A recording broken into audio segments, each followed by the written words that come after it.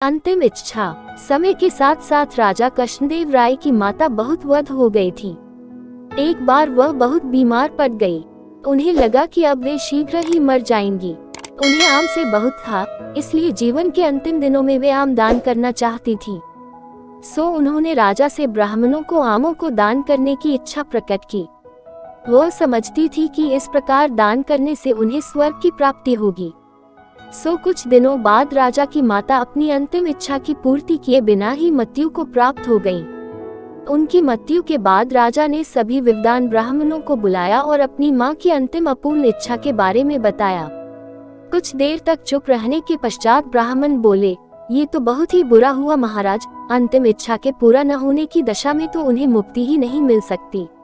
वे प्रेत योनि में भटकती रहेंगी। महाराज, आपको उनकी आत्मा की शांति का उपाय करना चाहिए। तब महाराज ने उनसे अपनी माता की अंतिम इच्छा की पूर्ति का उपाय पूछा। ब्राह्मण बोले, उनकी आत्मा की शांति के लिए आपको उनकी पुण्यतिथि पर सोने के आमों का दान करना पड़ेगा। अतः राजा ने मौ की पुण्यतिथि पर कुछ ब्राह्मणों को भोजन के लिए बुलाया और प्रत्येक को सोने से बने आम दान में दिए। जब तेनालीराम को यह पता चला तो वह तुरंत समझ गया कि ब्राह्मण लोग राजा की सरलता तथा भोलेपन का उठा रहे हैं। सो उसने उन ब्राह्मणों को पाठ पाने की एक योजना बनाई। अगले दिन तेनालीराम ने ब्राह्मणों को निमंत्रण पत्र भेजा।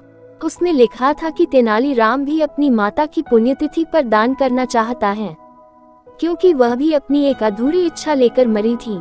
जब से उसे पता चला है कि उसकी मां की अंतिम इच्छा पूरी न होने के कारण प्रेत योनि में भटक रही होंगी, वह बहुत ही दुखी है और चाहता है कि जल्दी उसकी मौ की आत्मा को शांति मिले। ब्राह्मणों ने सोचा कि तेनालीराम के घर से भी बहुत अधिक दान मिलेगा, क्योंकि वह शाही विदूषक है। सभी ब्राह्मण निश्चित दिन तेनालीराम के घर पहुंच गए। ब्राह्मणों को स्वादिष्ट भोजन परोसा गया।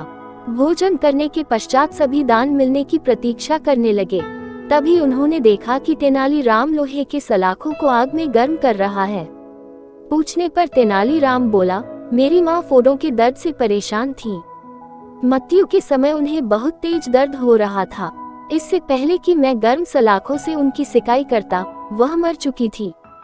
अब उनकी आत्मा की शांति के लिए मुझे आपके साथ वैसा ही करना पड़ेगा जैसी कि उनकी अंतिम इच्छा थी।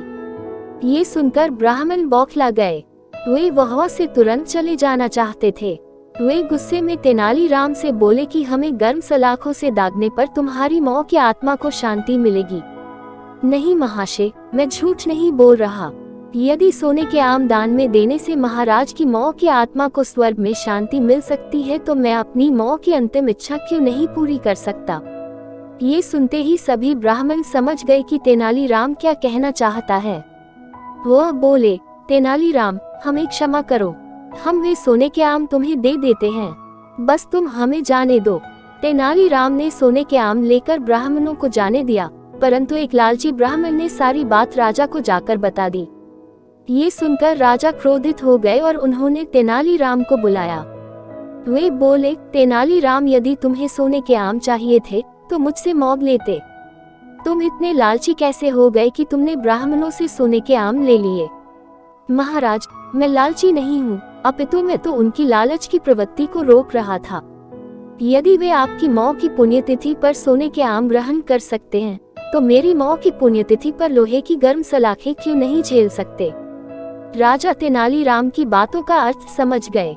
उन्होंने ब्राह्मणों को बुलाया और उन्हें भविष्य में लालच त्यागने को कहा।